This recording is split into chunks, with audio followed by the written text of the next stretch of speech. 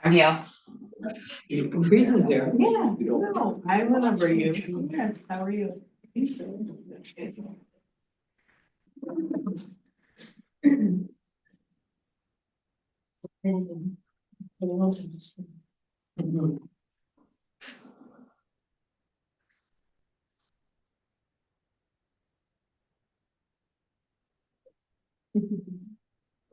good, Jim. That's my third one. That's really only one cup. Whole cup. Don't pre-size.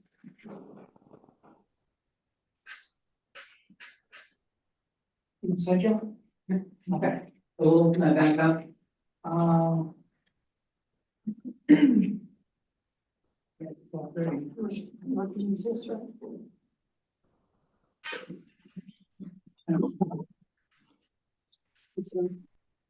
gave this to me a long time ago. I was in my mouth.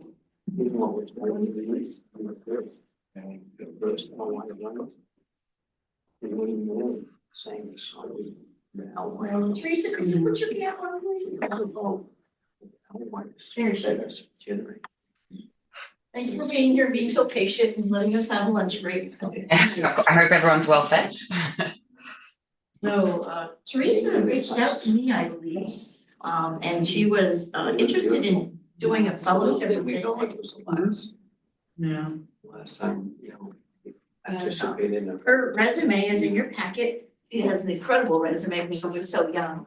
But she's already graduated law school. She's working on an advanced law degree, LLM at Columbia, which is probably an interesting place to be right now. Yeah. So we're gonna talk about what happened with that, but it's probably best for you to tell us, Teresa, how you came to find out about MITSC and what your interest is and kind of what the fellowship might be. Yeah, thanks, Jill, and for everyone online and in person. It's good to meet you. It's a privilege to join and learn from Ralph's presentation and all of your comments. So I appreciate the time. As Jill said, I'm an Australian, or maybe she didn't. I'm an Australian trained attorney, and I'm finishing up a Master's of Law at Columbia. Maybe I'll just give a little bit of background about me, and then I'll talk about the fellowship and my interest in working with MITSC. Before I came to law, I was an anthropology history student, and that degree was largely focused on the frontier conflicts in Australia during colonisation.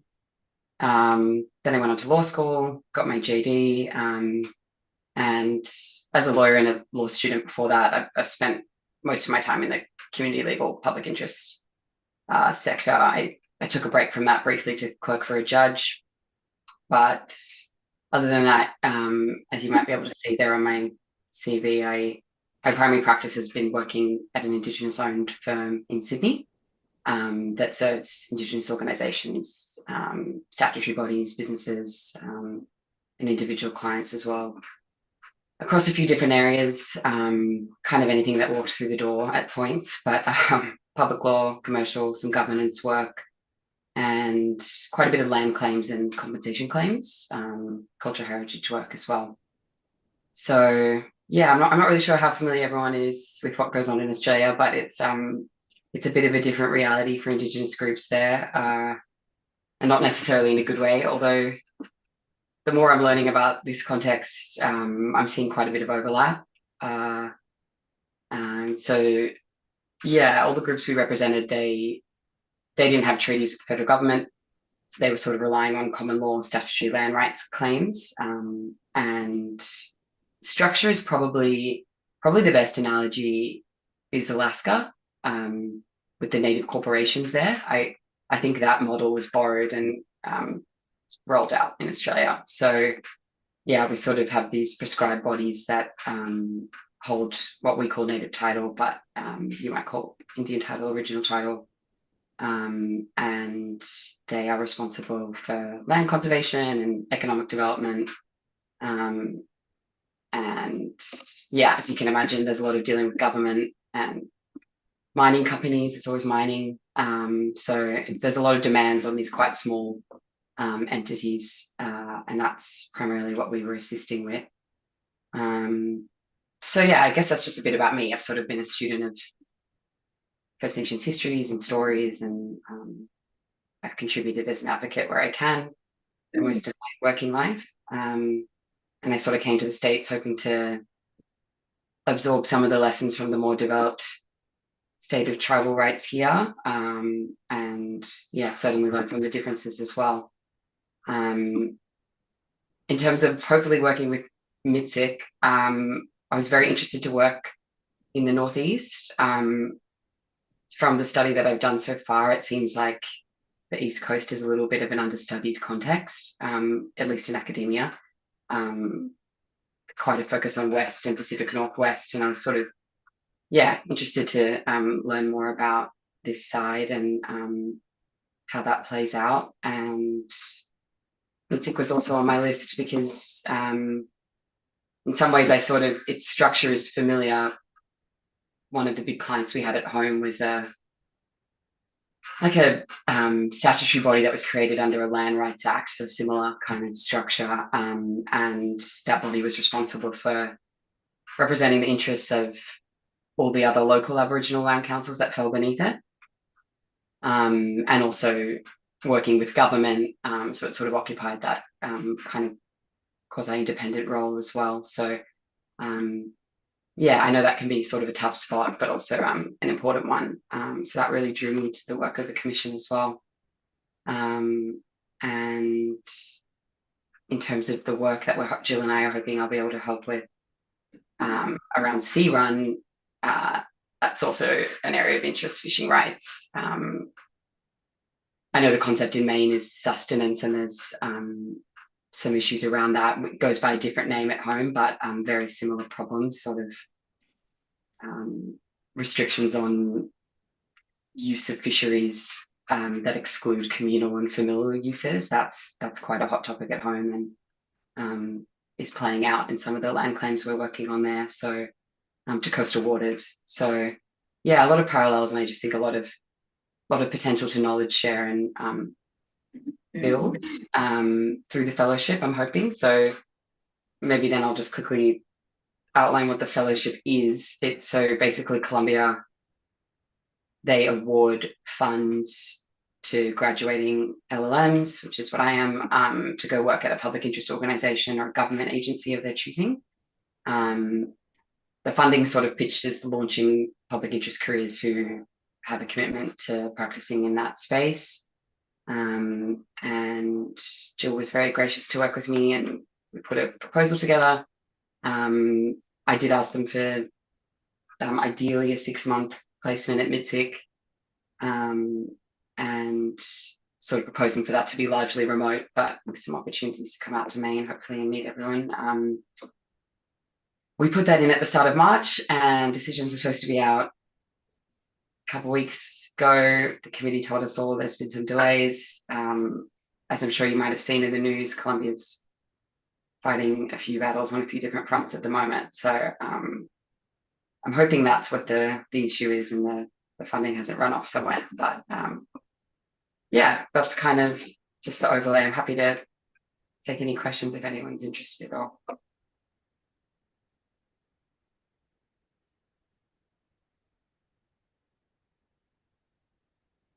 Thank you, Teresa. And I'm gonna call on Sam if he's there.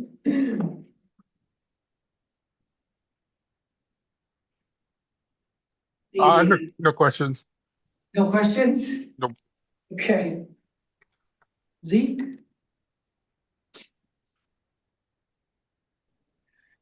Hey everyone, thank you for sharing that. Sounds like you're doing some good work. Oh, thank you for that as well.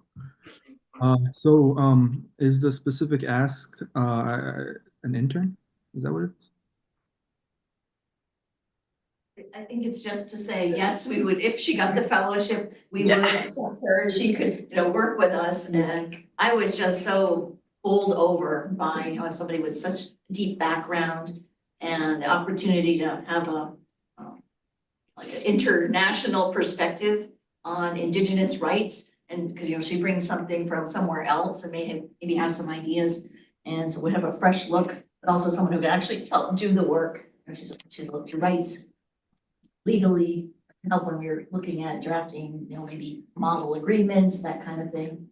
So then I think that's the only thing is that if they award it to her, can we take her? So I hoped you would say yes. Well, one of the things that we have constantly talked about in this space is the need for reports, and that being one of the great things that MITSC can contribute. So yeah, it seems like a great contact to have that we can hopefully tap into. That'd be wonderful. Thank you. She's already met Tony Sutton and Judd Estes Kendall, and so she would be working closely with them because they were sort of the genesis for the grant that we got with the 5 different projects. And so Teresa would be working on 2 or 3 of those with them as well. Judd's actually doing some other pro bono services, so he can't take on as much as he had planned to. So it would be great if Teresa can help fill that gap. We'll talk about funding, and I don't know, Teresa, what is your status as a international student? I mean, are you concerned at all? Well, I'm a dual citizen for as long as birthright stands. So we'll see where that goes. But at the moment, I'm in a better position than most in terms of international students. And I'm gonna ask Bert also if he had any questions or comments. He's there? He is. Hello, welcome. So, I think it's actually pretty exciting. Personally, I would think that we would have no problem. At least I don't. I'm sure there's several others who probably feel the same. And I do have a question though, and that's just something quick is, how much have you learned about our Wabanaki people? I've been doing sort of my own since I spoke with Jill, and I've been looking a lot into the scholarship academic side of it, I suppose. But are you asking what they teach, say, at a federal Indian law class at Columbia about Wabanaki, or? No, I know sometimes, when you're thinking about doing something in a certain area, especially in a group like this, we represent, a confederacy of people, of tribes, of nations, historically, and just, we've gone through a lot, just like, a lot of the Aboriginal people down in Australia have gone through a lot. Yeah. And I know I've known some, down there when I traveled. And so, hearing some of the things that they had to say is kind of shocking, and that's coming from being an Aboriginal person from here. So I just wonder, and the work that you're doing is seems to be been focused on their Aboriginal rights. And, so the reason I asked you the question is basically because, we've been, here in the States, our Wabanaki people here in Maine are under a certain situation. Some of us, a lot of our people don't agree with it. Some of them have, but we are where we're at. And so, I just, like I said, just questioning it. It's not going to probably change my mind or anything. It's just, just out of curiosity. Yeah, I think you're right. It's shocking the difference with the groups at home. In some ways, I feel like it's kind of like 150 years back in terms of even what's happened here. Like the first decision, High Court decision that recognised that Indigenous people were the first inhabitants, that was in the 90s. And that decision actually references a Passamaquoddy case, interestingly enough. So there's little bits, and I think it's always been sort of there's a lot of aspiration from groups at home, sort of looking to the sovereignty movement here as something to replicate. Yeah, there's a lot to do and learn from, I think, across the two. Well, I want to thank you, for what the work you've been doing and the work I hope you will be doing. So, Appreciate that. Anyone? Al? Good. Robert? You must have excellent research skills just to have found out about us. Must have great instincts, so I hope you enjoy working with us. Be very delighted to. Not too hard to find, actually, through desktop research, I have to say. Fingers crossed, because she would just be such an asset. And the other thing is she would get to work in the communities as well, because some of these projects do involve, we're working around the term sustenance. What would be a more appropriate tribal word for the concept? And it's not necessarily the same concept that's expressed in maybe Maine and federal laws. So we want to talk to the tribal people about that, see what their input is.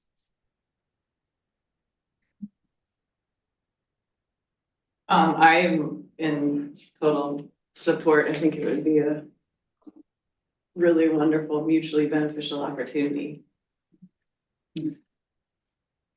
Chief? I think this sounds like a great opportunity, and I was going to have a question, but I think that Jill kind of addressed that. I think that researching the tribes is great, but it's not the same as being in the communities and learning from more people. So that's important. Absolutely. This, I don't know if we'll get into it later, but we're working on a Wabanaki cultural competency trainings. And the initial results of the surveys we're getting back is that the state employees who have to take this training, supposed to take this training, have expressed it. Their top interest is to go to the communities. That's the way that they would like to learn and kind of, because so anyway, we'll be approaching all of you about maybe hosting and figuring out some way to have that happen. Brian, do you have any questions? Bring it all on board. Any questions on? I wondered if the specific work has already been defined. Yes, For this. yeah, there's a. It's entirely, okay. There's a great. detailed letter. Yeah, thank you.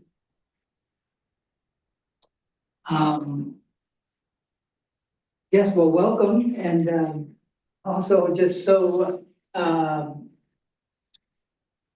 you'd be working with mainly with Jill and Rachel, I assume, right? Together, and then periodically, we'll come together and talk about progress and what do you hope to get out of the end result of this? I feel like I have so much to learn. I guess in the legal sense how things are done here, but as some of the comments said, just sort of the history of these communities and their struggles and what's been achieved. I'm just really interested to sort of learn from that history and wisdom, and bring Basically around sea run fish or other areas as well? I mean, I would be open, but I think what we've formulated at the moment is around implementing the recommendations of Sea Run. I don't know if you want to speak to that, Jill, but And understanding everything's tied together, right? yeah. Because when I first started working with MITSC, I was like, this is a gorgeous, beautiful report, and I was really touched by it, and I thought, we gotta get this out. But then it was like, well, you've got this great report, what are we gonna do with it? And they made, very specific recommendations, and so we looked with Tony and Rachel and Judd, which ones could we do? Kind of, you don't need a lot of support for, so I do that internally, and so that's kind of where this fits in really well. Right.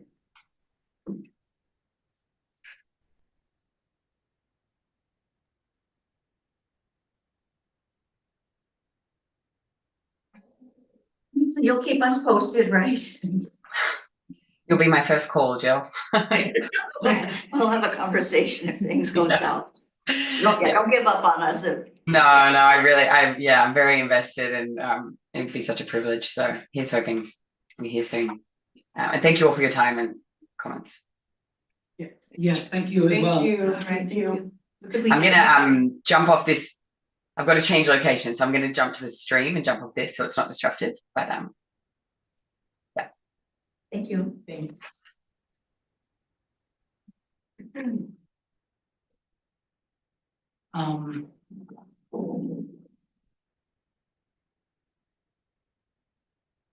I'm happy to help facilitate this next question if that, Agenda 6.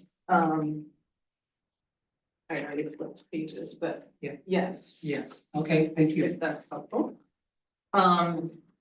Yeah, so we've spoken on numerous occasions about the need for some sort of MITSC testimony submission guidelines, especially considering how quickly the legislature moves. And so Jill came up with these questions that are in your materials.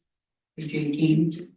And maybe we could just take some time as a group to answer them, and I'm even happy to write on the whiteboard if that's helpful.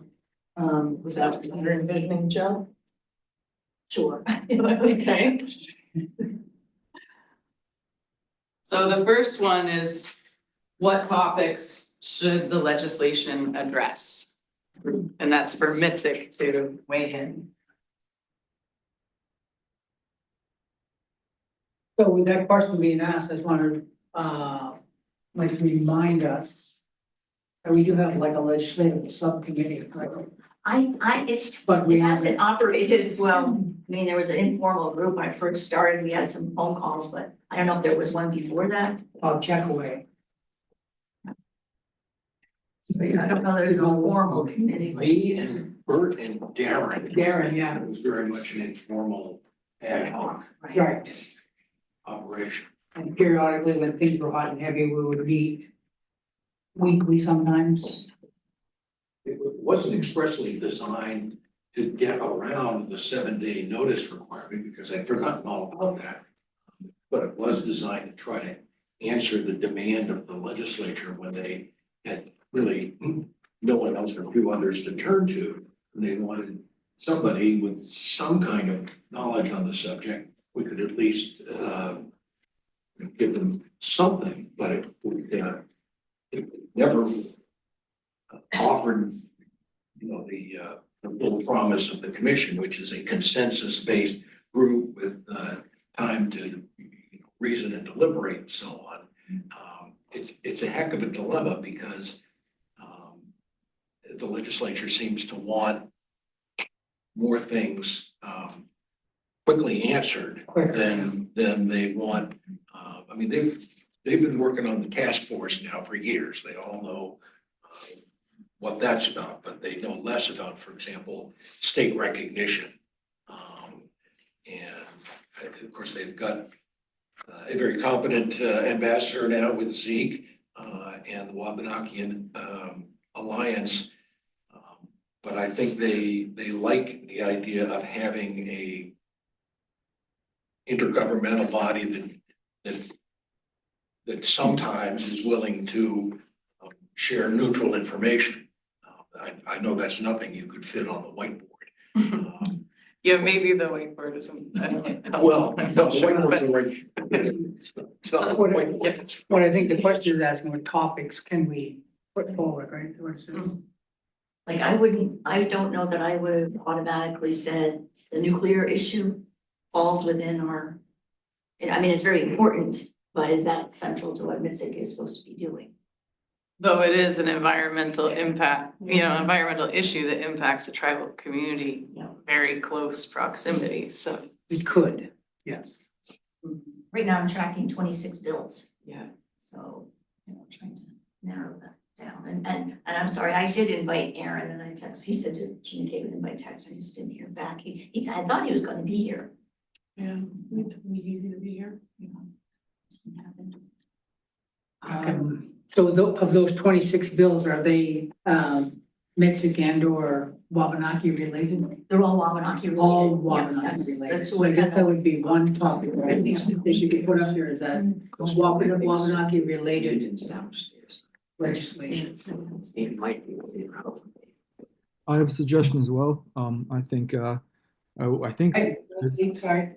yeah, no worries. I think we should also leave it somewhat open-ended, as in Abenaki, tribal state relations, but also open-ended to the point where any tribal government that wants to bring up an issue and suggest a bill, I think we should consider those bills. So any bill suggested by tribal leadership that we should pay attention. From that leadership wants to flag, then yeah, we should consider it. What, isn't that where they would all come from anyway?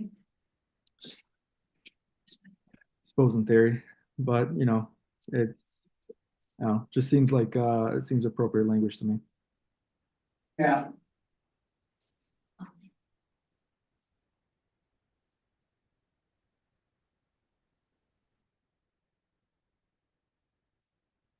See, that can get tricky because there's a Penobscot bill that was proposed, but the tribe didn't know about it. It just went in. And people are asking, how did this go in? It has to do with being able to use game that was hunted on tribal land in maybe like a restaurant or something that's on. Retail, right? Yeah, retail. And so this all a buzz on the reservation, but it wasn't really clear where it came from. And Bill, I'm sorry, am I interrupting you, Z? No, did I hear Chief Sabatis want to jump in here or?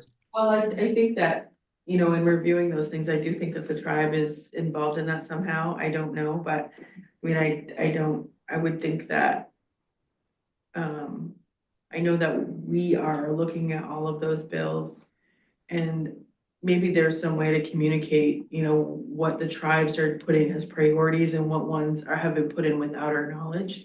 So then this doesn't leave this group to try and determine, in like, if the tribes know or not, that way that comes directly from the tribes. I wouldn't think that that would be the role of this group to determine if the community knows or if it's. No, If and it it's is, tribal right, leadership so we would never involved, yeah. introduce any legislation or anything like that either, and I think, and that's what I was asking Zeke, I said, anything that would come here, I think would come through your representatives. Yeah. Our representatives or Penobscot representatives. So I think collectively, we're meeting bi-weekly at tribal leadership together, all of us are meeting Right. bi-weekly. And looking at so we're tracking all these, we're, we have determined the ones that we are not supporting and trying to make sure that those just go, I think, away because they weren't, no one has talked to us about them, so I don't know if there's a way for that to be shared here. Maybe it does come from Zeke or I think Zeke is the only one, maybe, that takes part in those meetings with us, but. And Mullion and Aaron probably. Yeah. And if I may, you've got to watch Sure. out. I'm sorry, am I Go ahead, interrupting? no, go ahead, you're on. What you've got to watch out for is those bills, and they do come along that affect only one or fewer than all tribes. Where, there may be different interests between and among the tribes, and we may not be the right place to sort that out.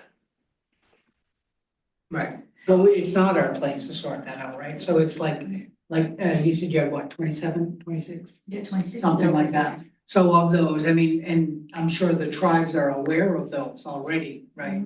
But let's say if there was something that came through, like you said, like just a mention, in one of the articles.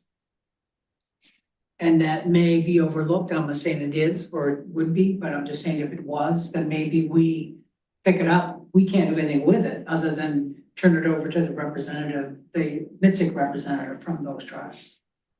Then there are bills like the state recognition bills. They've come past us a couple of times. Several years ago, it was the consensus view among the state delegation that those bills belong only to the native delegation, that we didn't even deserve to be heard on them, that we should defer to the natives. Now, I don't know if we stepped in to the last one or not. Jamie had extensive testimony that she submitted In years past. in years past. Yes, but that came from this body, right? So like if it was, like if it involved Malcy, Sam and Ezekiel would bring that up and ask the board to either support or not support or whatever bill was happening to go through. Or other tribal entities could also do the same thing, and then we would talk about it. I mean, we have supported bills in the past, and we have not supported bills, but not on our own, right? We do it as a body, not, and not without the tribes knowing what's going to happen. I think that that's also other useful information that might come from Mullion and her ambassador and Mullion and Rep. Dana too. Because we're talking about all of the bills, some of them, only one tribe is involved in, some of them a tribe will introduce and then we decide that we'd like to be involved. So we're having all those conversations and I think, that might be useful information for you all, like right up front, because we had, I think, that meeting a couple months ago. At least for the proposed language or bill names. I think Bert is. Well, of course, I think that we need to keep an eye on all of, first of all, as far as weighing in, I think that it's important that, and this is something that I addressed to my chief and council a couple of weeks, not this past meeting, but the one before, is that, for our, the communication between our Penobscot commissioners and tribal, chief and council, that it needs to happen. And we need, because in order for us as commissioners to represent what our tribal government, our community, needs addressed here on this body, it's imperative for that communication. And I think, as far as this commission as a whole, yes, we need to keep track of it. And I think we've done pretty good. You all, our staff here has been wonderful in keeping track of all these things. But I think when it pertains to a particular tribal nation within the Wabanaki, then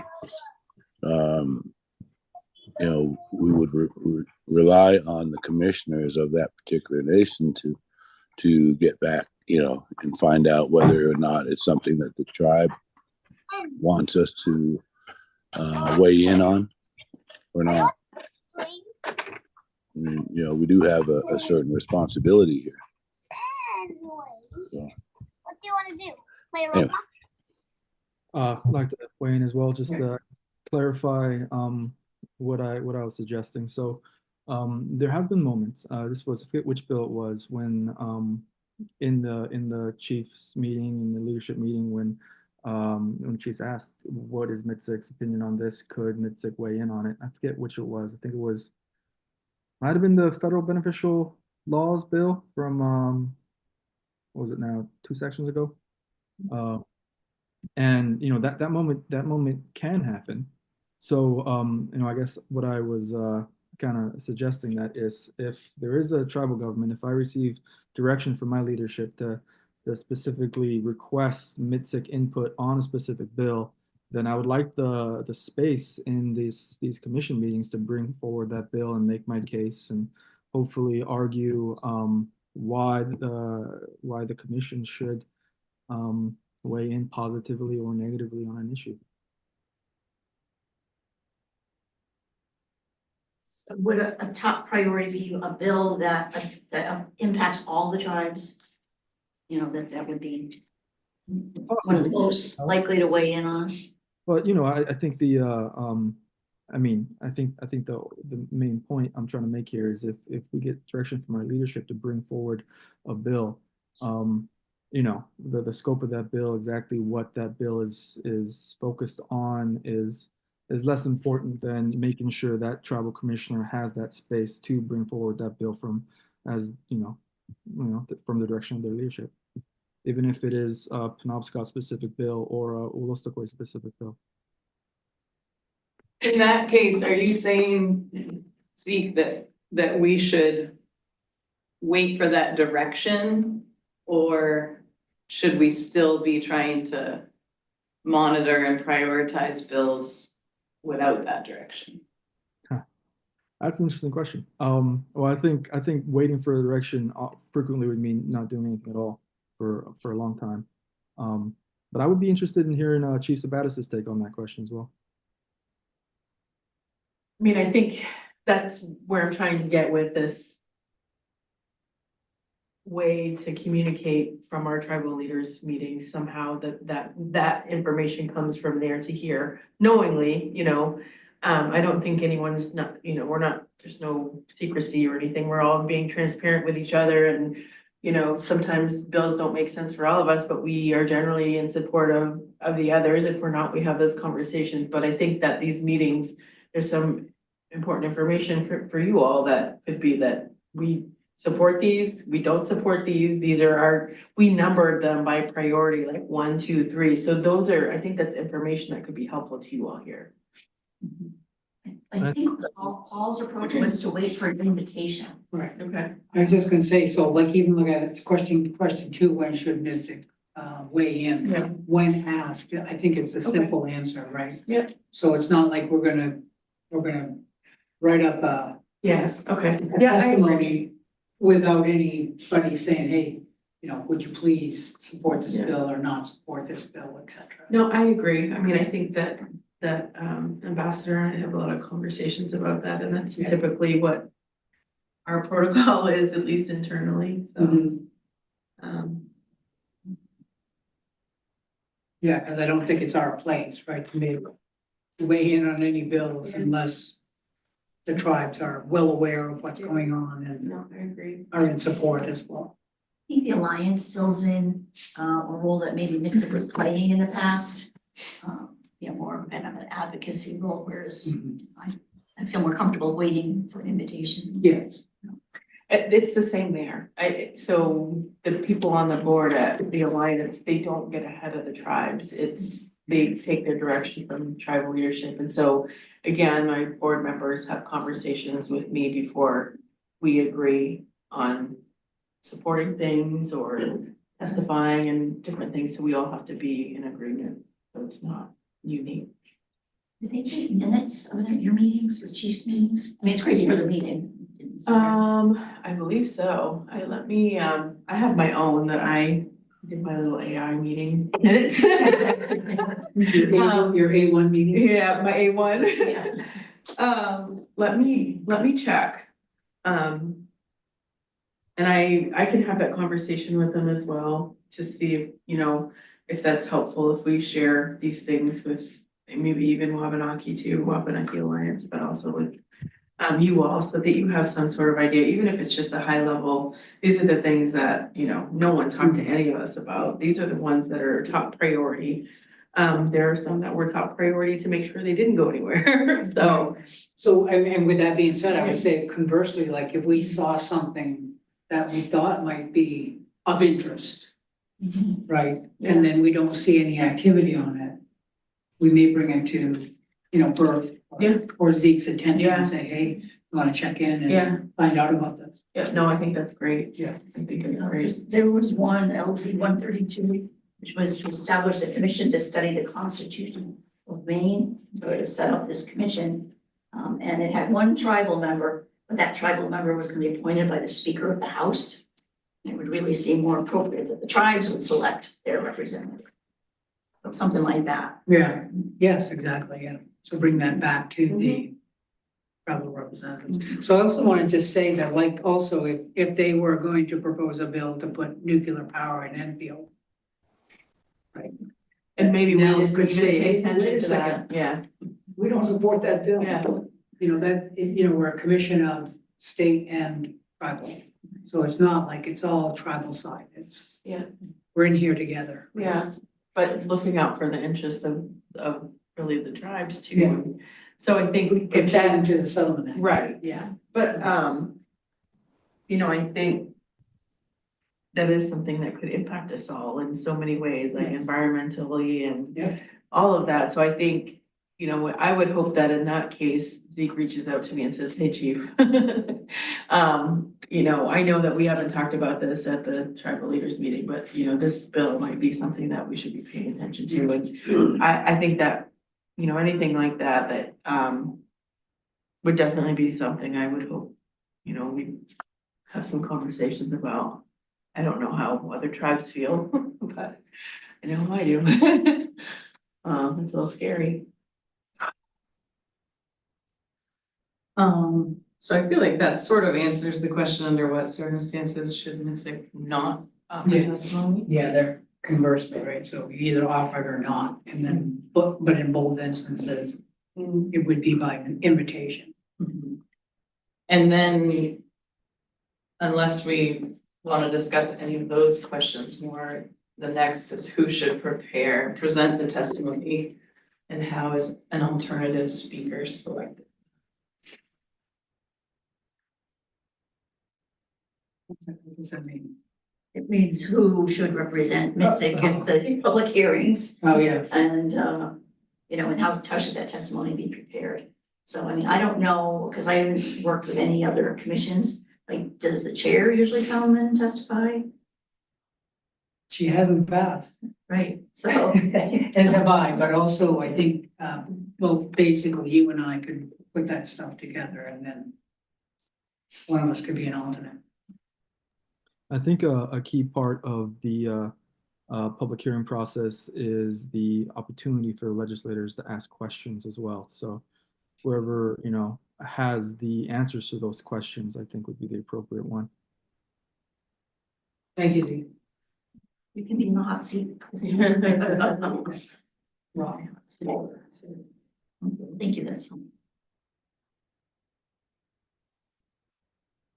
And then the MITSC bylaws, section 2E, requires the public MITSC meeting to consider pending legislation, testimony requests being scheduled and noticed. Section IG, where's that one? Requires 7 days notice of any meeting. What does the last sentence of section, is that one or E, 1E? Yeah. Regarding waiver mean? Actually, the bylaws. in the packet. If we told the legislature that we're not gonna answer any question on less than 7 days' notice, that would probably shut off a lot of it, That's what you mean. but I'm not sure it's a good idea. Yeah, that 7 days notice feels very problematic. I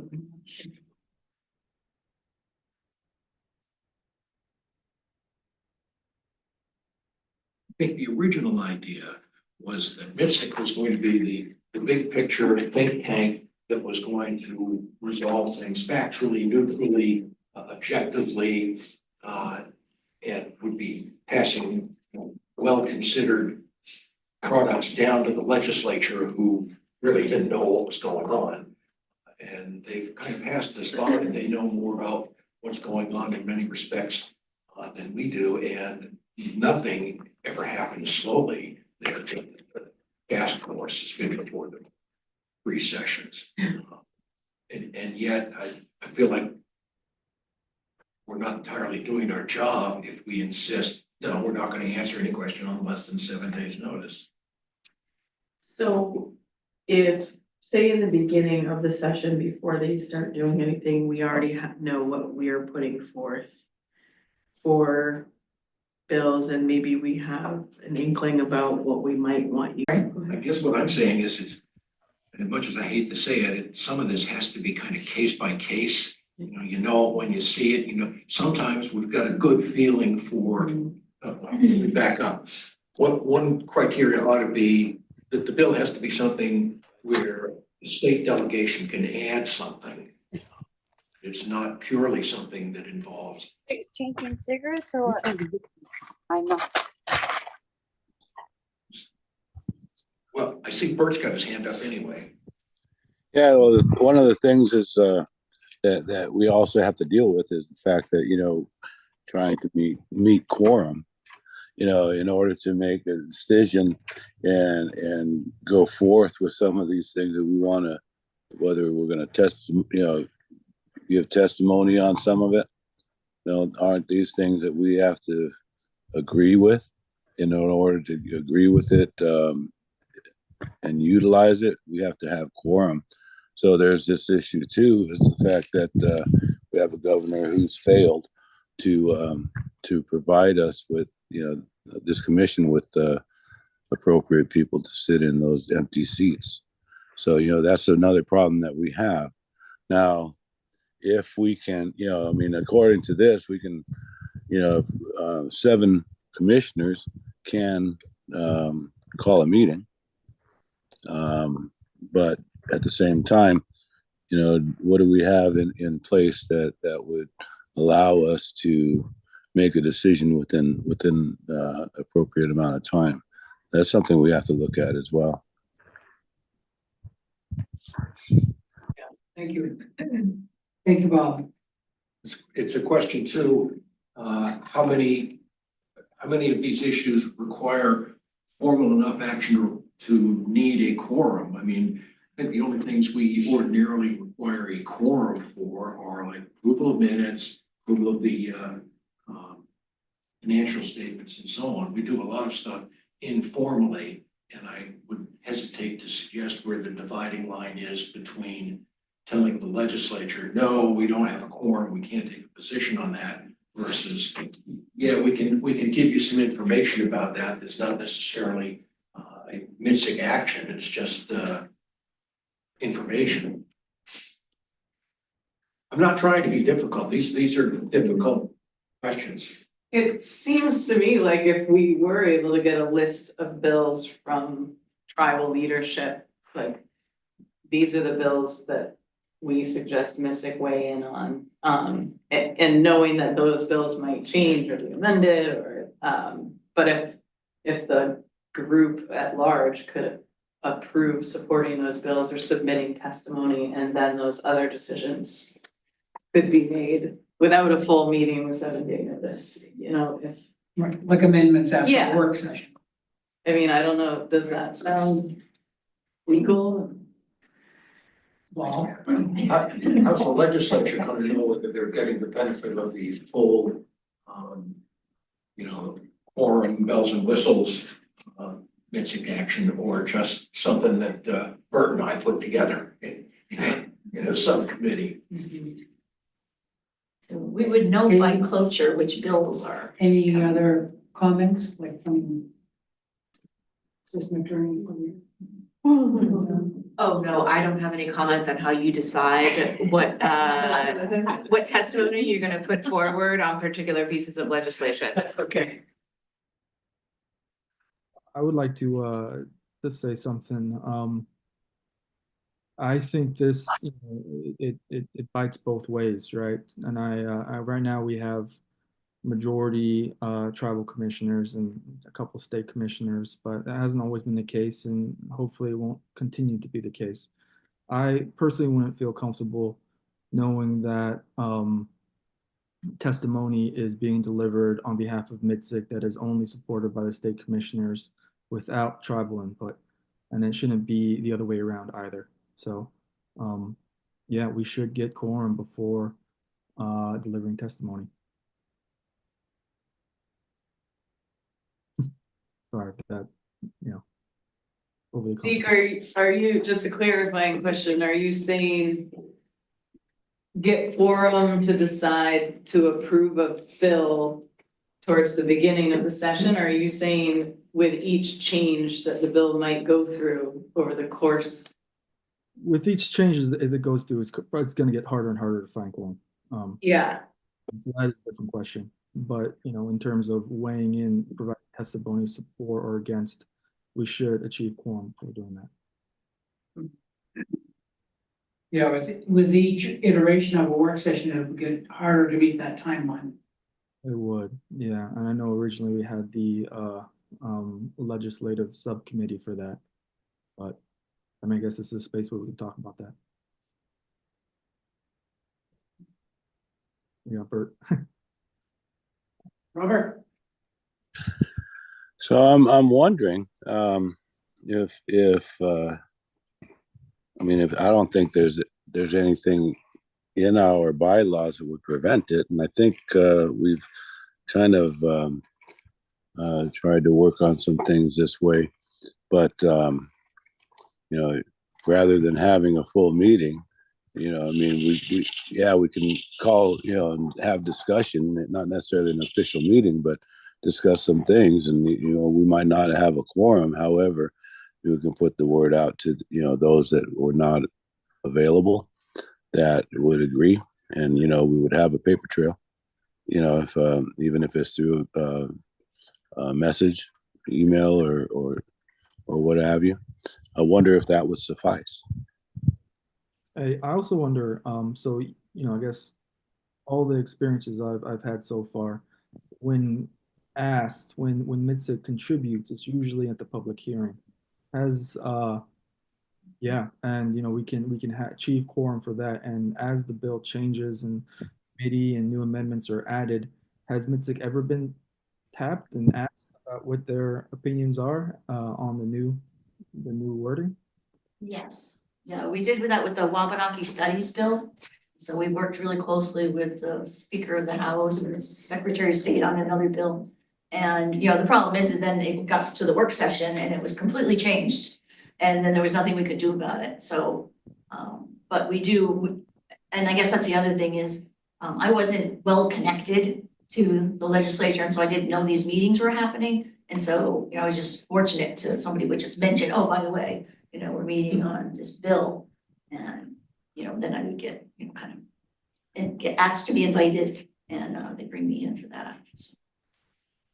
But I just wondered if there could be some kind of delegation process, that if the commission as a whole, voted to approve, or, I mean, I think we rarely oppose things, but just don't say anything. But let's say you want to support something and then the bill changes in some dramatic way, could that be delegated to a committee or to the chair to say, Yep. Does this still match what was originally the original intent? I think the Wabanaki Studies Bill is a good example of that because it did change so drastically. It was originally Wabanaki Studies, and then it switched to Wabanaki and African American Studies. And are we still in support? Was a genuine question. So yeah, I don't have a suggestion here. Should once it goes through those amendments, does it need to be readdressed by quorum? I'm not sure. Yeah, well, in that instance, that was a drastic change in what we originally stepped forward on. And to add a whole new group, as a part of that particular bill,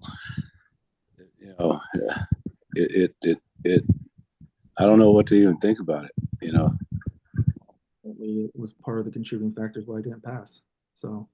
When you testify, do you testify for, against, or do you go and say neither for nor against and just give information? All three. Yeah. We've done that in the past, all three. Less often against. So most of it's usually for, or not taking a position, just maybe wanting to make a point of background or something. I mean, would it be possible towards the beginning of the legislative session, when we know what bills are coming out, that we decide with quorum which ones we're going to support based on information we've received from tribal leadership? And then that group also delegates a subcommittee, like the legislative committee that we've had in the past, who can get together quickly and make decisions about changes to bills as they evolve. Communicating back with the full group, but not trying to hold that meeting with 7-day notice, which feels impossible if we were actually trying to submit. Yeah, sounds like it's more like 10 days usually. Yeah. I mean, even if you can do it. So I wonder how that idea feels to everyone. you say that again? Well, if the full commission with quorum decides based on information they received from tribal leadership, which bills we're hoping to submit testimony on. But then we have a legislative committee of less people that can meet informally to address changes to the bill and represent and report back to the full commission. I think that would be a good idea. I mean, the legislative committee actually did a lot of good work. I'm glad I'm on the administrative committee.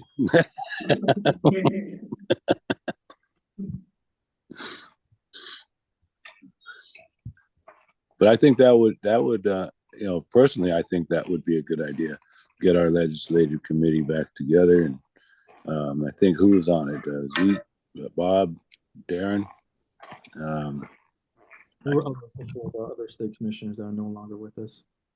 Yeah. Oh yeah, we had. Too, but so how about this? If the legislative committee convenes and are all in agreement, then so be it. But if there are issues that the legislative committee brings up, disagreements between committee members, then we bring that back to the full commission. Sounds good to me. Kind of how the, committees function At large. yeah, so that makes sense. And then that committee has to represent both tribal and state commissioners. Yeah, equal numbers. So.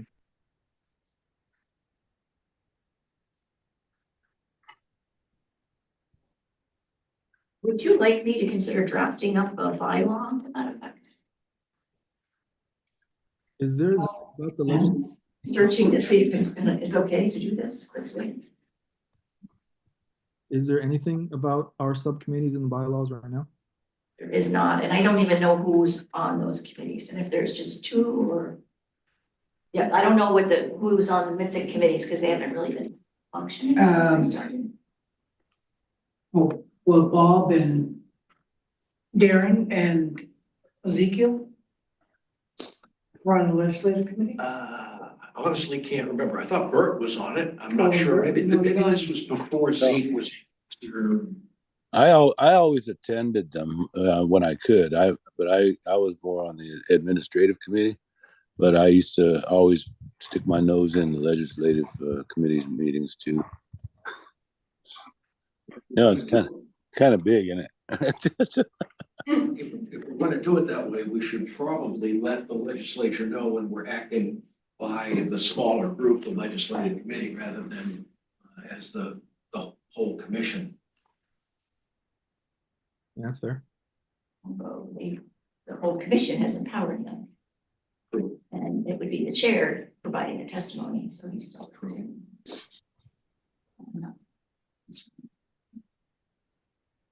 Yeah, but that clarity doesn't hurt, in my opinion. Say it again, Zeke, sorry. Oh, that clarity doesn't hurt. Just, being clear that, this is our process, and Right.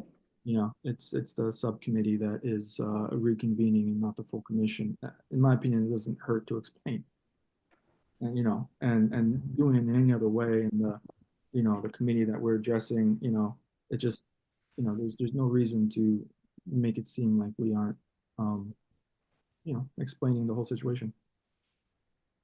We can remind the legislature that they haven't given us 7 days notice, or that we don't have a full quorum. Right. For I think example, what he's saying, and you could write that up, right, if you're gonna make those bylaw changes in Right. terms of like, if the commission says, yeah, we have a legislative committee and we empower them to. Yeah, when it comes to maybe just a section on legislation, Yeah. that after cloture, reviewing and then speaking, in consultation with tribal leadership. Then have a committee of 5 people. And if it goes, and there's something that changes and it goes to the committee and you don't have a unanimous decision in favor of it at that point, or Yeah, somebody said something about if there was a disagreement, that would have to go back to the full commission. Yeah, That's right. If assuming it you have came out a- of committee Yeah. split, Right, yes. Yeah. Yeah, I would say that that would be correct right, also. but it's, things move so fast there, it's just such a, that process is probably not gonna. But one thing to remember, I think on each of the, especially on legislative committee, but on all of the committees, usually the chair is involved in that. They're usually present during those, so they basically are acting again as another commissioner. So and the chair is going to be kept aware of all these things anyway. So as far as having how many people on that committee, well, the chair is always one of them. And so you have Zeke, you have Bob, you have whoever else, and then you also have the chair. So that's how many commissioners we have making these decisions, putting together testimony.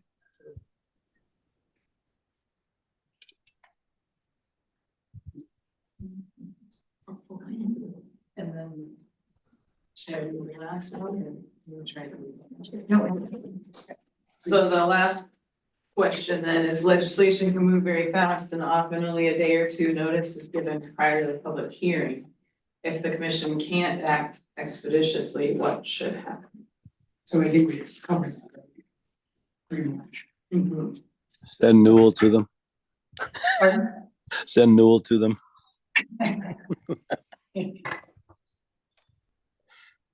Get me dragged through the water again.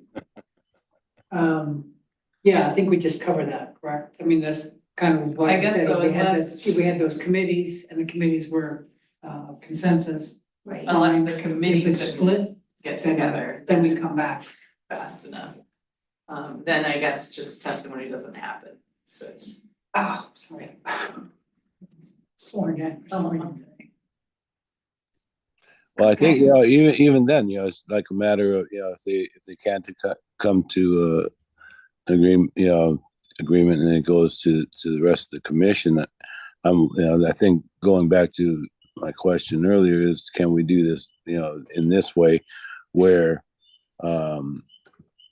they would send out the issue to the rest of the commissioners, not necessarily in a meeting, but whether it's email or whatever, and find out where each of our commissioners stand, because we wind up having to work under these short time frames, which we can't call an official meeting. So I think in the past, I think we've been able to do that, if I remember correctly. If it goes to the committee, and then from there it goes out, what the committee's deciding on, goes out to the rest of the commissioners. The commissioners weigh in whether they agree or not. So anyway, FedEx showed up. Anyway, that's what I'm thinking anyway.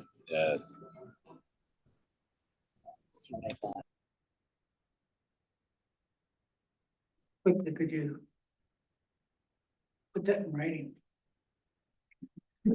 Couple ones. Okay, yeah, that would work. Yeah. Which priority should I move aside Right, to no, I'm this? just saying. Yeah. It's good, I think, for next year, Yeah. the next legislative session, because now they have an idea of what the calendar is and the cloture dates and things like that. It'll be much easier Okay. to try to get ahead of all this. And then now that we know the chiefs are meeting.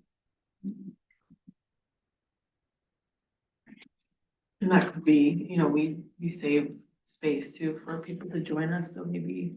I have her sign as well.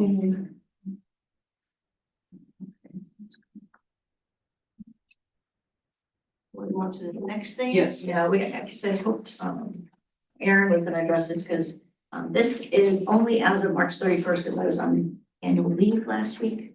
So I didn't go through and, update all this. I think, I don't even know if I picked up the eminent domain one, that's table, right, yeah. And I have not, there's not a public hearing yet on the Wabanaki Studies Bill. There's not a public hearing on the MITSC employee benefits bill that was sent off to the develop guidelines because the main state retirees wanted also to be added to be eligible for that same plan. Jill, sorry to cut in here. I just got word that there is a public hearing scheduled for the Wabanaki Studies Bill, Okay. 1474. Will be on the 22nd at 1:15. I'm sorry, what was that again? 1:15 for the April 22nd Wabanaki Studies Bill, public hearing.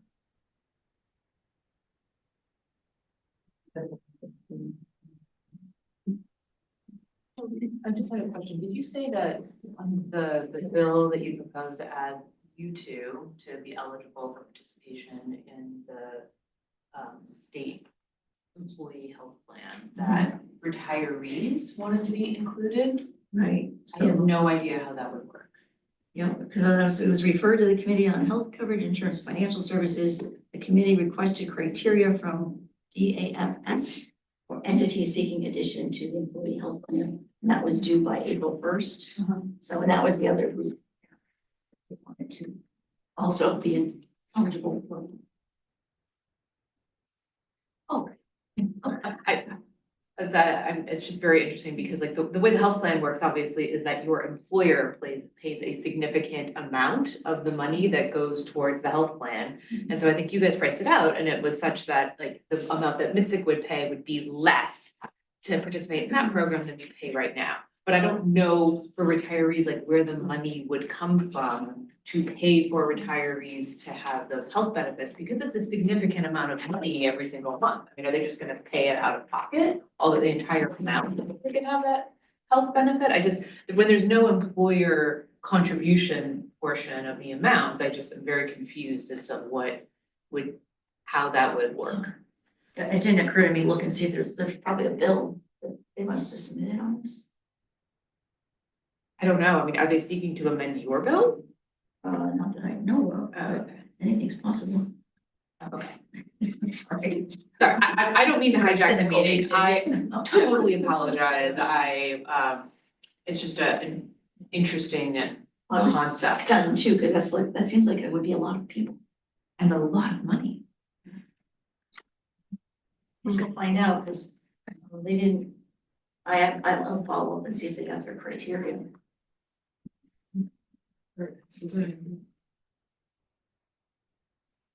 Yeah, I'm wondering, I mean, hearing this, it's kind of troubling, but is it possible to speak against that? I mean, basically ask them to if they're going to, look to be added in that system. It's a totally different situation, and to keep it separate from what we're looking for. Is it possible that we can try to do that? I don't even know if there's a bill and what that would say and what the impact would be, because they might just outright say, no, this is not how this plan is supposed to work. It's only for current employees. Right. So take a position on that, as long as we got it. It's like and actually, I have to give our insurance agent credit, because it was only like a 20% savings. But it's still 20%, over time. But so we got a pretty good plan for decent cost, I guess. So there's that one. And then, Bert, that one on Penobscot Nation to use wild game harvested on the Penobscot Indian Territory. You've heard buzz about that, right? Yeah, I saw that, and I'm doing the same thing. I did that when I read it. It's like, where it came from, I don't know. I just, it baffles me. So I don't know. I think I don't even know if anyone's brought that forth to chief and council to find out about that. because as far as I know, it didn't. I asked that same question, and I forget which one of the Knobscott counselors who I spoke with. He mentioned, I forget the word that they're talking about, a lodge, and having some hunted meat available at the lodge that they're hoping to create, or possibly one that's already created. But hopefully that's helpful.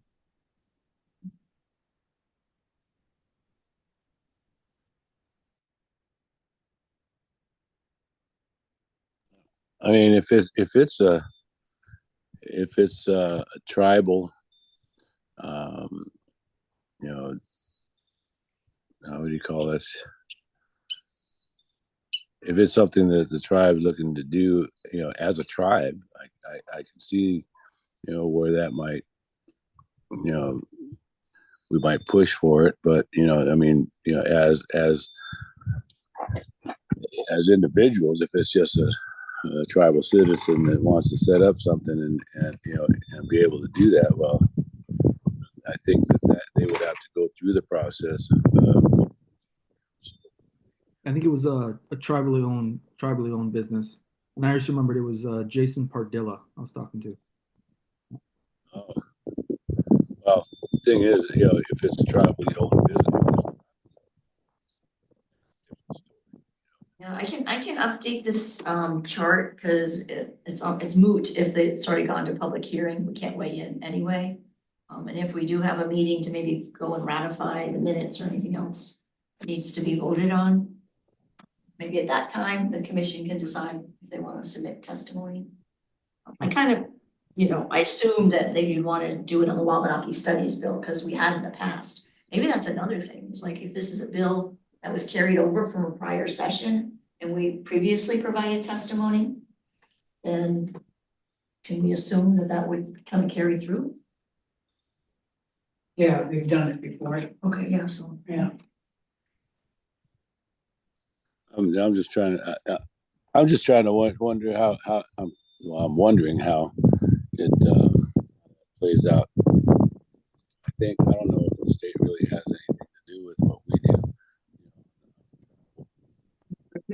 We can't hear you, you're breaking up. Well, as far as what the tribes does is business, especially if it's going to be on tribal land.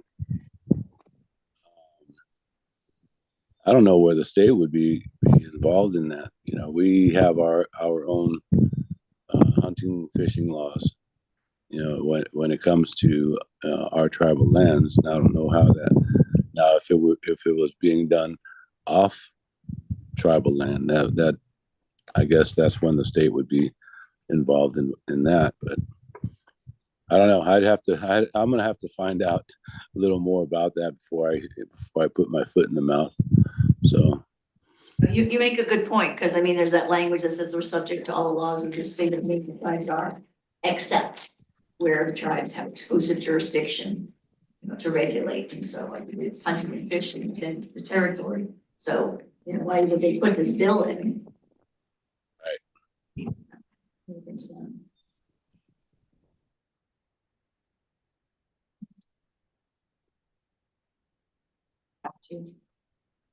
It's LT 1054. If anyone's wondering, looking up.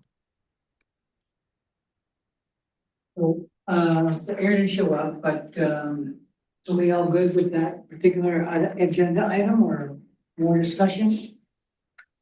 I think it's worth pointing out that the Wabanaki Studies Bill this time around has gone through some changes. As what? Has gone through some changes. It is different this time around. One of the most significant of which is the recommendation, the creation of a position, Wabanaki Studies Specialist in the Department of Education. This is from the bill summary to ensure the inclusion of Wabanaki Studies in the parameters for essential instruction and graduation requirements, and requires the department to provide ongoing funding for the work of the specialist, as well as contracted Wabanaki advisors to advance the implementation of the instruction of Wabanaki Studies across the state, including funding that school administrative units can apply for to fund Wabanaki Studies resources. So, you know, it adds that funding, also adds a Wabanaki Studies specialist to the Department of Education and ensures their funding as well. Which from my understanding, Brianne Lowler is in that, what essentially is that role, but her position is not permanent. It is a temporary one that will be ending soon. So this would be a bill to continue her work. The bill also requires, I looked it up yesterday, requires that Wabanaki studies be included in content standards and performance indicators. And so I think that was in the old bill as well, but also as a teacher certification component. And the Department of Education was opposed to that last time. So that may be a stumbling point. Yeah, I think part of that is they want to have some professional development prior to those being instituted. Before they get their blessing to be a teacher, they've already studied this.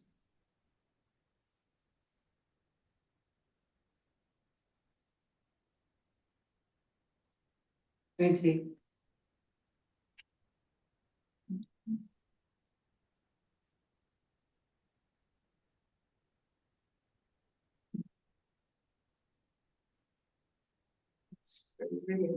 Yeah. Yes. Can't really do anything with these. I think these are the same. Last. The amendments, you mean? Yeah, I maybe I just added these little boxes and said what the amendments were, why they were being included. One was to, you know, make sure it mirrored state law. And then, oh, was the remote participation. I think we did discuss that somewhat when we were at township.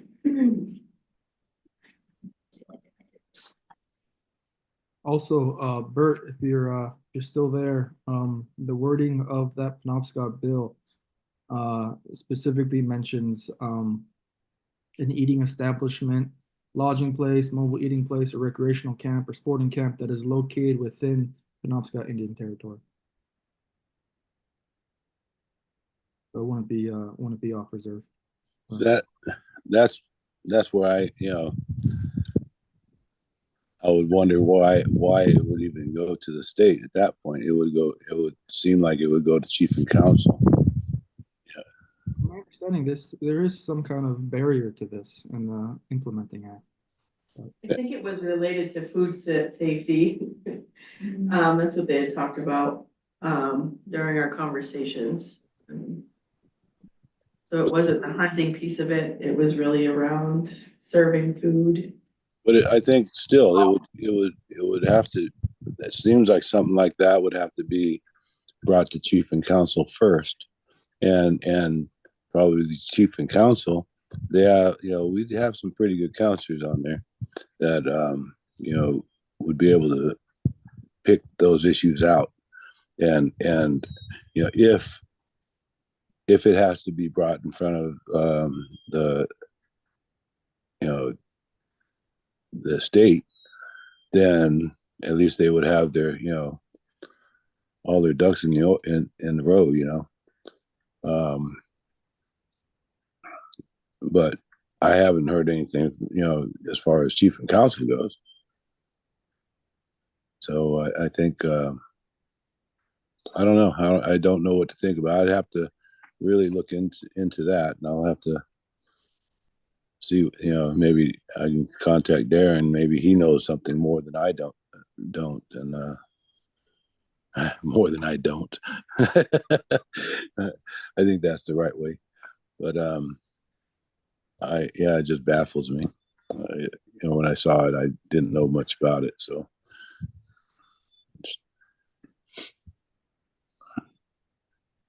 And then with the bylaws, the only change I made was I replaced members with citizens, because we had discussed that. So Yes. it doesn't appear very often, but I did do that.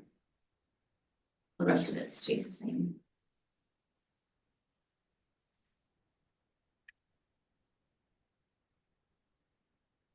So we'll table those for the next meeting. MITSC financials? Yes, I just have to talk about the saga of the audit and QuickBooks Online. So as you know, Pat had a major heart issue in, was it Christmas time? And she didn't come back until March. And it was important that I be able to look at the finances remotely. And the way to do that was through QuickBooks Online.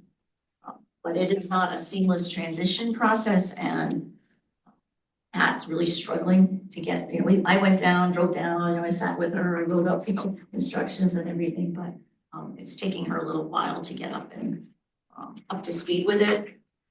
And she's also now administering 5 funds instead of just the one, so it's a little more complicated. So there is a training coming up that's offered by the Colorado Association of Nonprofits. I think it's 2 or 3 days, so I know I'd like to take it. But I'd also like to see if the commission would approve us paying for her training, which is unusual because you don't usually pay for independent contractors training. But I feel like we're imposing this on her. And she already lost a month of work, so she didn't have those fees. Is she open to that? Yes, she really wants to go to the training, and she really appreciated it, help with the fees, because she is trying to catch up on her. So she did, she did generate a report, but I'm looking at it and I'm like, this is quite matching up. But I also gave you what our budgets are for each of the grants. And I can tell you, we have plenty of money at this point. And but some of the grants are still in early stages. The Sewell grant, which is the one to enhance the website and to do the audiobook. Tributaries. Oh, the tributaries videos, that's, that was going to end, but we had a couple of tributaries videos to do and to finish up the audiobook. It's in the final edits. So I did ask for an extension of time, so we gave us till August, but we have sufficient funds to cover the work that's running. And we just, the other grant that's addressing the cultural competency course, Wabanaki Public Health hasn't billed us yet, so lots of money sitting there. But yeah, that's still early days. And is that discussion ongoing, or is that? We've started to meet more regularly, and we're actually really excited when we pull all the survey results together, because the state employees have responded really well. And I know any of you went to the social, the Wabanaki social, the survey was available there, and so people could win a basket if they answered it through a raffle, and then they also could answer it online. So that's one thing that if you, I think maybe I reached out to you, Chief. Because I think we sent emails to the chiefs and say, could you please, ask your employees to fill out this survey, because there's a non-tribal member survey really for the state workers. What would they like to know more about? And then from the tribal members' perspective, what would they like state workers to know about? What kind of attitudes should they have and things like that. So there's 2 of them. And do we send them out to the commissioners yet? But that is on my to-do list, and things just got too crazy yesterday for me to do it ahead of the meeting, so we're gonna talk about the meeting and I'll follow up with that for everyone, and hopefully you can all help distribute it. We did, we may have shared an early version of it, Ralph, I think we had presented. Yeah. Showed the survey, so they've been finalized. So. Okay, so our newspaper travel, which is a website or whatever, it's a website. Online, they could distribute it as well. It's already on the MITSC website. Oh, okay. And then it went to the chiefs, but I know that sometimes the chiefs are not the ones who handle all the administration or talking to the employees, so.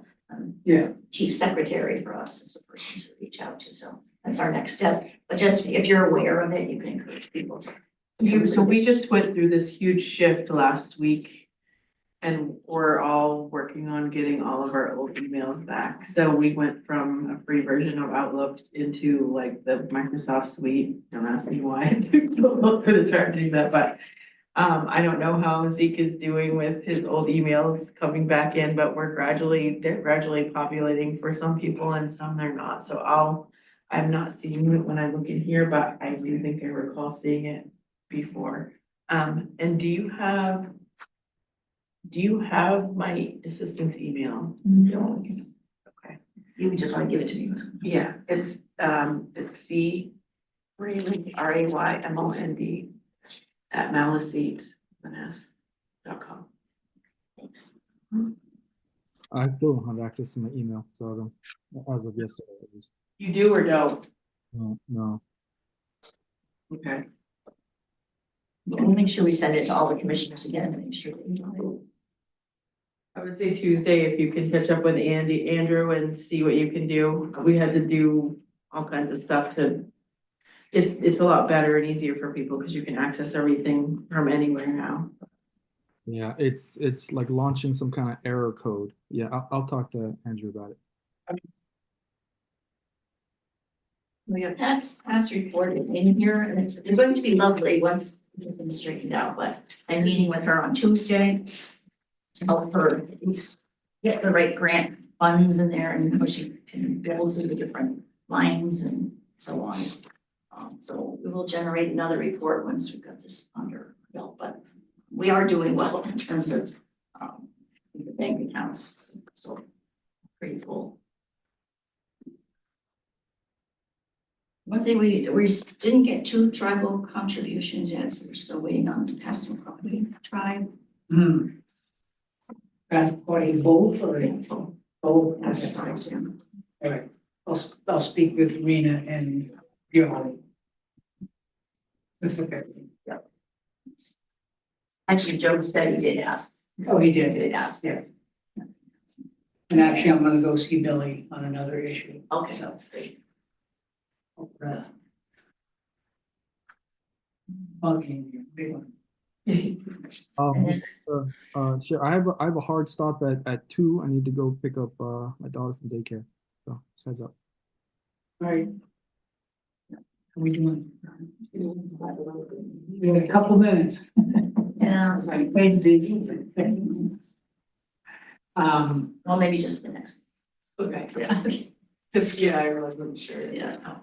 And just about the audit, the auditors we were using were, I've never worked with a group like this before. They were really inefficient. They were making Pat print out statements that she got online and then scan them and send them to them. I was like, well, why can't you just, email them the PDF? She said, no, they don't want them like that.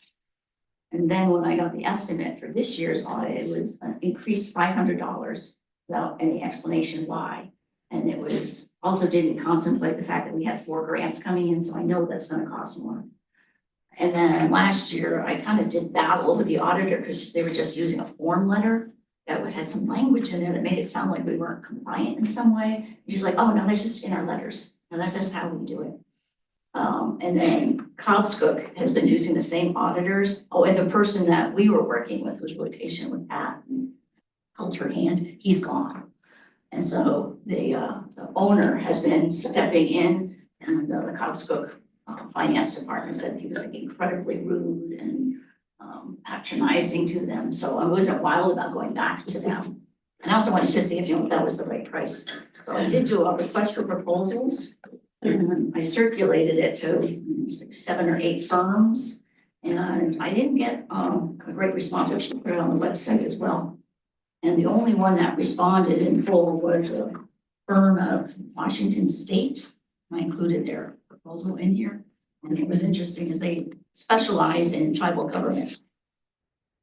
It was pretty reasonable. I did talk to a firm in Bangor. Name, but and very, very nice young lady I spoke with, and she said, yeah, we wouldn't do an audit for less than 20,000. And so was at least 3,000, maybe 3 and 5. So I think it was probably gonna be double. I think we're looking at a $10,000 audit based on what they had charged before. So, and that's kind of where this firm came in, was around that price range. So I can reach out to more folks, but anyway, the firm said, well, why are you giving a whole audit? Are you required to do an audit? I said, well, our bylaws require it, But none of the state law doesn't require, and I did some research as well. None of our grants require us to file audited statements back with them. But we do need them for when we apply for new funding, so that's what they wanted. Because she said a lot of firms in Maine are not doing audits anymore, that it's not cost effective for them, they want to do consultation and the tax work. So that's kind of where I'm at. Let us know right at the beginning of COVID, like 2 months before our stuff was due, that they were no longer, we've been with them for decades. Yeah.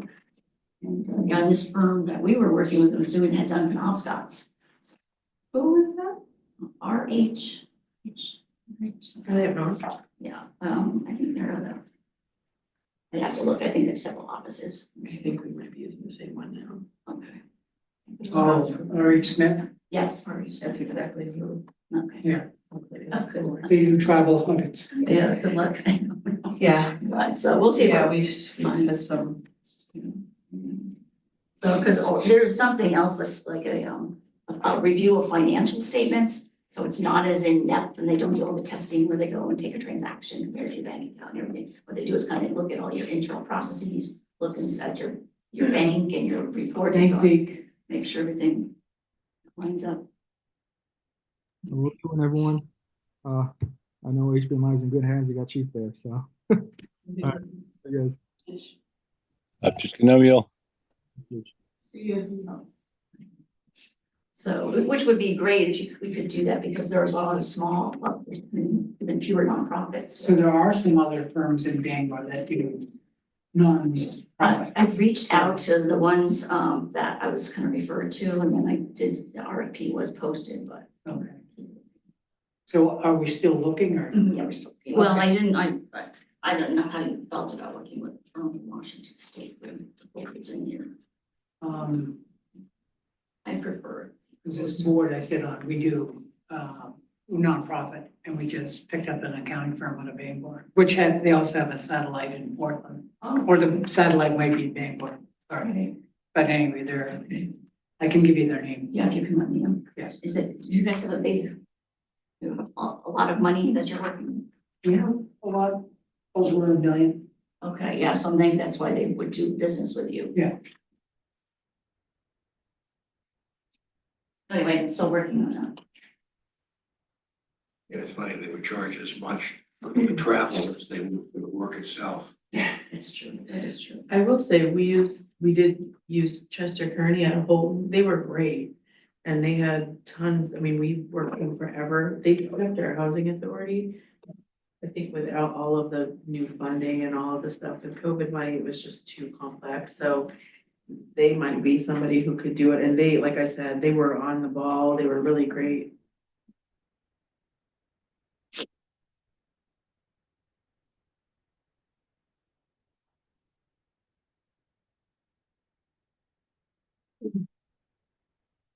The very last thing we'd like to talk about is the next meeting. So it's scheduled for May. It's just next month. You're wondering. 2 weeks. Yeah, I might not do that one. It was supposed to be May 9th. Yeah, it's 2 weeks away, right? And then the one after that would have been. 3 weeks, Coming right up, yeah. 2 or 3. Anyway, yeah,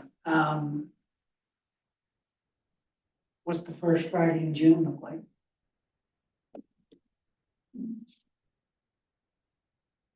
Maybe not.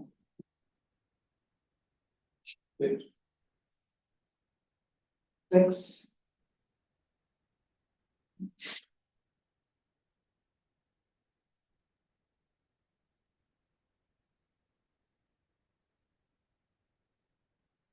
Long to just wait till July 18. And step into the rest of the ladder.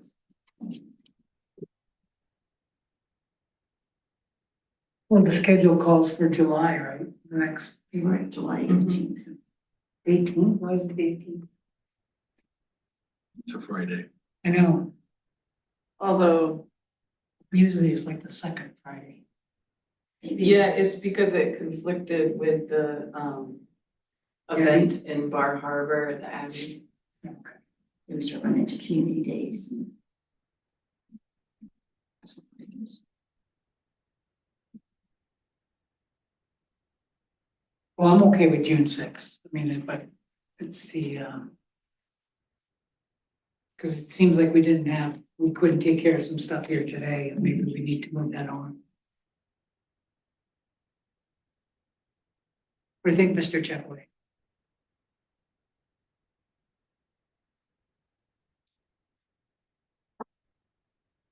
Robert, Yes, sir. that okay? June sixth. Yes. Wonder. It would be great if you can reach out to the governor's office because she can't do appointments, I think, once the session's over. Okay.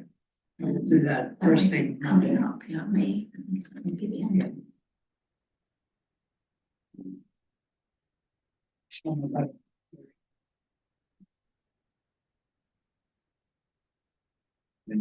By the way, Chief, I've been suggesting to some of the other natives that there's no reason why some of the tribal citizens can't propose state appointees. I mean, you must know, there must be some reasonable non-natives up there that, you know, and,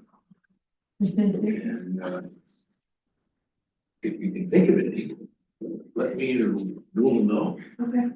You don't necessarily have to be non-native because Il Dana, something. That's true. She was a tribal member, was a state commissioner. Yeah.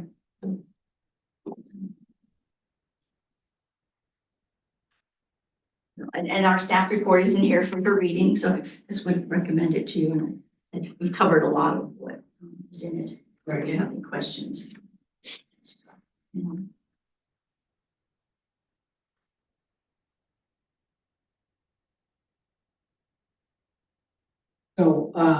So Bert and Sam, you're all set, you're okay with June sixth for another meeting? Yeah, works for me. Thank you. I think so.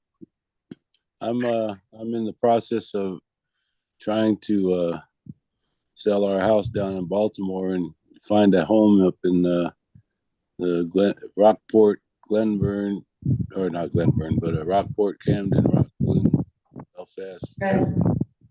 So as far as I know, I'll be able to, at the very least, get on remotely.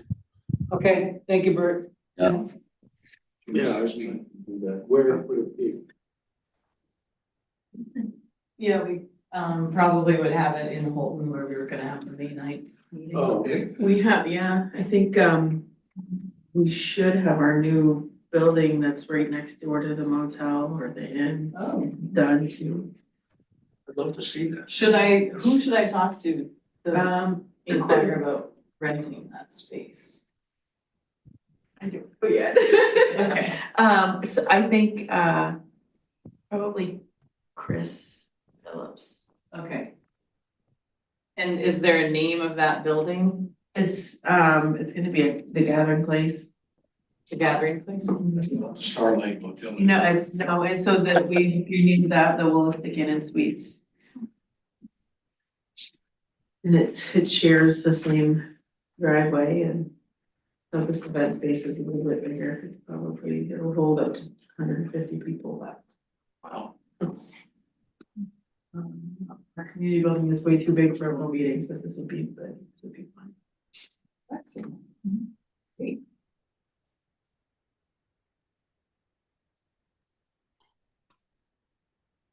Entering the hospitality space. We've been for a little bit anyways. We have a campground as well up in Monticello. We just acquired another almost 1,400 acres that connect to the campground. So we're doing guided and trying to do some cultural tourism.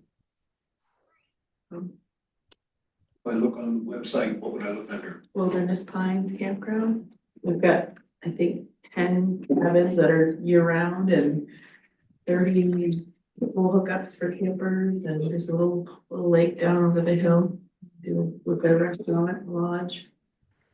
Is it near the river? So the north branch of Medexnicig flows through the new parcel that we just purchased.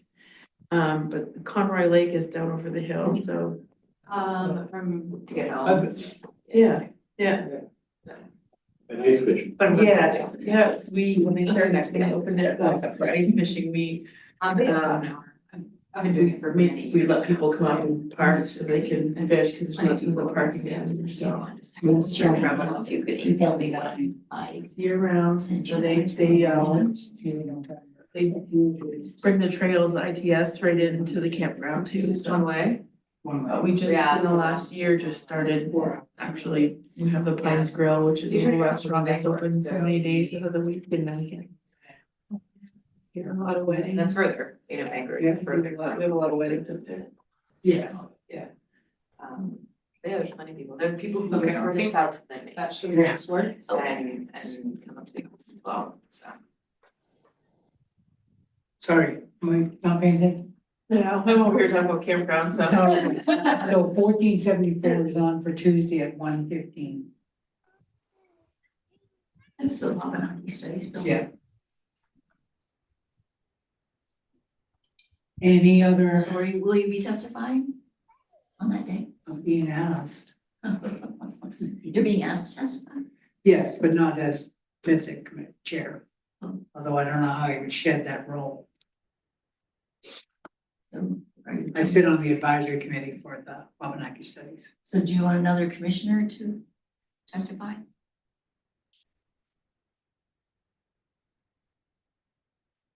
Or are you gonna be there anyway? I don't know yet. Okay. Tuesday, no, I can't do it. I can't even go down. Yeah.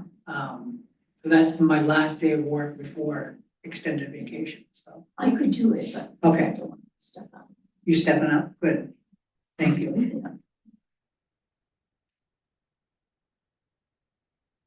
Time for a motion to adjourn. Yes, so Move to adjourn. anybody opposed to adjourning? Nope. We're done. Nels, did you second that? Yes, I did. Okay. So we can do motions, but. Oh, no. No, I just said, if there's Yeah. anybody opposed to adjourning, speak up. Okay. Otherwise, we're adjourned. Thank you. Sam, do you want to stay on for a little bit? Could you? Yep, we're good. Yeah, I got a question real quick.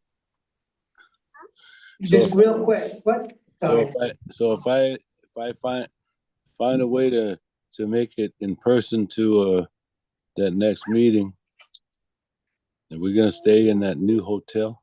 Oh, like how state agencies and. Why not? Scott. I was talking to Chief. Yeah, we can, I'll talk to Chris when I get in on Tuesday.